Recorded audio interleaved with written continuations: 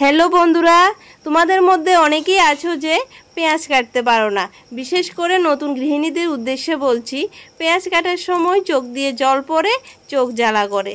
তো তাদের জন্য একটা সমস্যার সমাধান নিয়ে এসেছি আমি বন্ধুরা।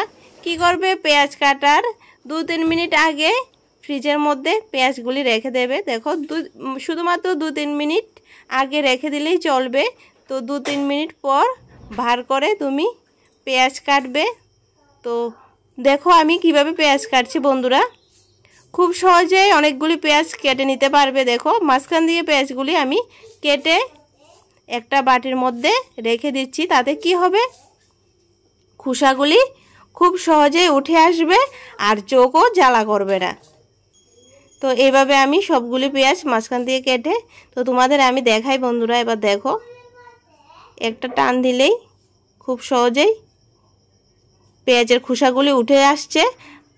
তাতে তোমার রান্নাঘরটাও পরিষ্কার থাকলো আর তোমার কাজও তাড়াতাড়ি হয়ে গেল। তো দেখো বন্ধুরা, এভাবে আমি সবগুলি খোসা খুব সহজেই উঠিয়ে নিচ্ছি।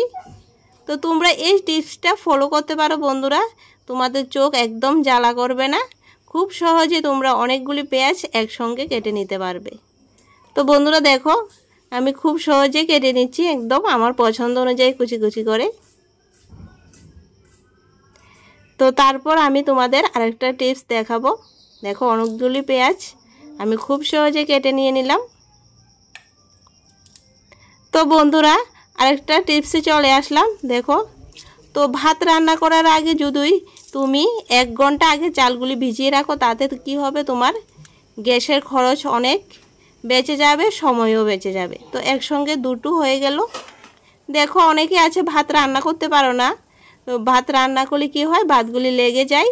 তো তোমরা যদি এইভাবে জল আগে থেকে বসিয়ে জলগুলি টকবক টকবক করে যখন ফুটতে থাকবে, তখন যদি তুমি চাল দাও, আর চালের থেকে জলটা একটু বেশি দিতে হবে বন্ধুরা, এটা তোমরা খেয়াল রাখবে। চালের থেকে জলটা বেশি দিলে ভাতগুলি একদম ঝরঝরে হবে।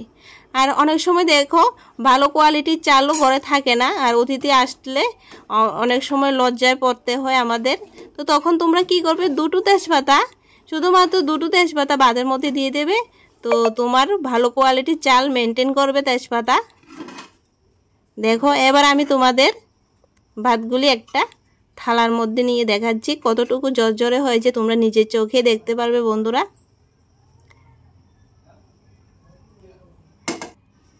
তো ভাত ঝরঝরে হলে কি হয়, খেতেও অনেক স্বাদ লাগে। তো নিরামিষ, আমিষ, ভর্তা সব কিছুর সাথে খেতে ভালো লাগে বন্ধুরা। তো আমার 2টো টিপস তোমাদের কেমন লাগলো বন্ধুরা, কমেন্ট করে অবশ্যই জানিও। টাটা।